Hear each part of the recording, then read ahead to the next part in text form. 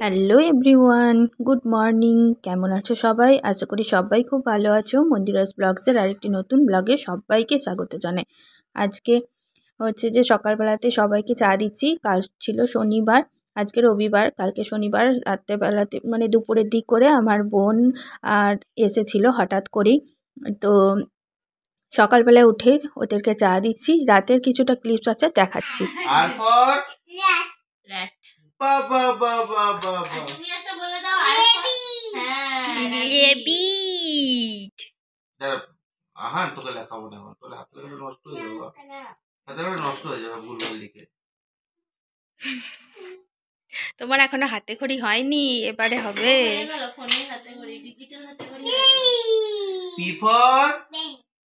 P for বেটু pen, pen ছাড়া কি হয়? Pencil, pencil. আর পি ফর কি বার্ড হয় বেটা? National bird peacock. আরেকটা বার্ড হয় parrot, P for parrot.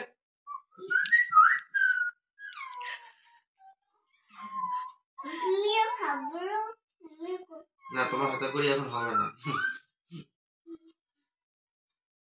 Which letter? V for van. আর বেটু ভি ফর কি কালার হয়? আর কি কালার হয়, কি কালার হয় ভি ফর? এটা কি কালার? ব্লু। না না, এটা কি কালার? এটা ভায়োলেট কালার। ভায়োলেট। বাহ, ভেরি গুড। ওদেরকে চাটা দেওয়ার পর আমি এলাম নিচে এসে ডাল বসানো ছিল। তো মুসুর ডাল করব আজকে, তাই জন্য একেবারে ছোকে বসিয়ে দিয়েছি। ছোকে বলতে একেবারে পেঁয়াজ লঙ্কা দিইনি, পেঁয়াজ তেজপাতা দিয়ে একবারে পেঁয়াজগুলোকে ভেজে নিলাম, তারপরে ডালটা দিয়ে দিচ্ছি। কারণ অনেক সময় আমি প্রত্যেকদিন যেটা করি, ডালটা আগে সেদ্ধ করে নিই, তারপরে আমি ছোকে দিই। কিন্তু আজকে যেহেতু টাইম কম আছে, সেজন্য একেবারে পেঁয়াজ দিয়ে ভালো করে ছোকে নিয়ে তারপরে ডালটা বসালাম। জিরে ফোড়ন দিয়ে দিয়েছি। আর লঙ্কাটা দিলাম না, কারণ হচ্ছে আমার শাশুড়িমা একটুও লঙ্কা সহ্য করতে পারে না, সেই কারণে।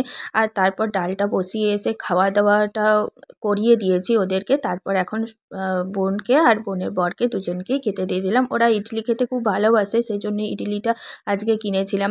আমার বোন অ্যাকচুয়ালি ইডলি খেতে খুব ভালোবাসে। তো এই করতে করতে দেখো আমার এদিকে ডালটা তো হয়ে গেছে।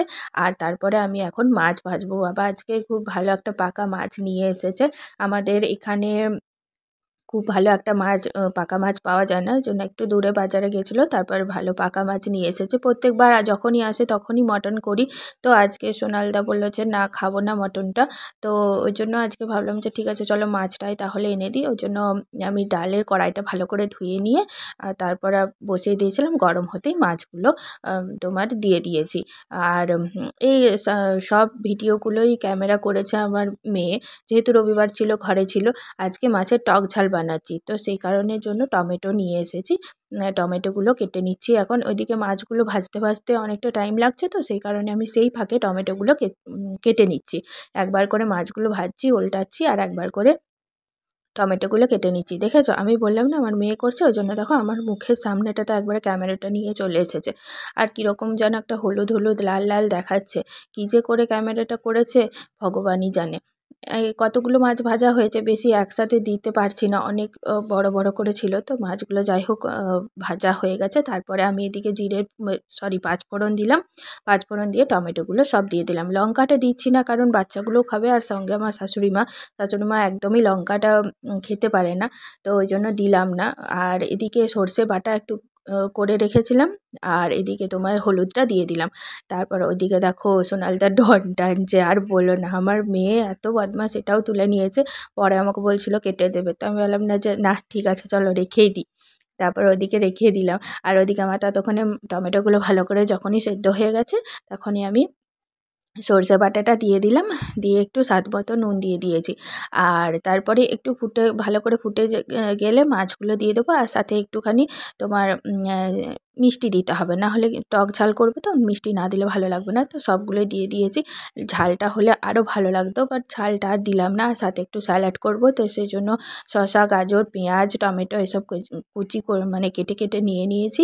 আর এদিকে তোমার ধনে পাতাটাও এখন দিয়ে দিচ্ছি, আর একটা লঙ্কা রাখছি, যদি দরকার হয় তো খাবে, কারণ কি শাশুড়ি মায়ের জন্য কোনো কিছুতেই লঙ্কা এখন দিতে পারি না, জানো তো। এদিকে বাচ্চাগুলোর মতোই মানে আমার শাশুড়িমা হয়ে গেছে, একটুও লঙ্কা খেতে পারে না, সেজন্য লঙ্কা ছাড়াই এখন রান্না করি। তো মোটামুটি আমি এদিকে কমপ্লিট করেই নিয়েছি, আর এদিকে লঙ্কাটা দিয়ে দিলাম, ওপরে একটা চিড়ে লঙ্কাটা দিয়ে দিয়েছি। আর তারপরে সব বাচ্চাগুলোকে খাইয়ে দিয়েছিলাম, আমিও ওদিকে খাইয়ে দিয়েছিলাম, আর ওদিকে বোনও খাইয়ে দিয়েছিল। তারপর আমি ওদিকে ভাত সবাইকে বেড়ে দিয়েছি। বোন বলছে দিদি তুইও বসে যা, বললাম চল তাহলে বসেই যাচ্ছি। আর হাঁড়ি কড়াই যেহেতু ধোয়াই হবে সেজন্য একদম সামনেই নিয়ে বসে গেছি। আর ওই যে লক্ষণ রেখাটা কেটেছি না, ওটা হচ্ছে যে তোমার পিঁপড়ে আসে প্রচণ্ড, জানো তো, সেই কারণেই কেটে রাখা হয়েছিল। ভাতটা একটু আগে থেকে নামিয়ে রেখেছিলাম, তো নয়তো বাচ্চাগুলো তো খেতে পারবে না। তো ওদের সবার খাওয়া হয়ে গেছে, আর আমি এখন ভিডিও করছি, আমার ভাতটা দেখো বাড়া আছে। এবার আমি খেতে বসে যাব, তারপর আবার ওরা বেরোবে খাওয়া দাওয়া করে। তো এই যে পেরিয়ে গেল বুনু খাওয়া দাওয়া করে, সোনালদা ওদিকে গাড়িতে নিয়ে বসেই আছে।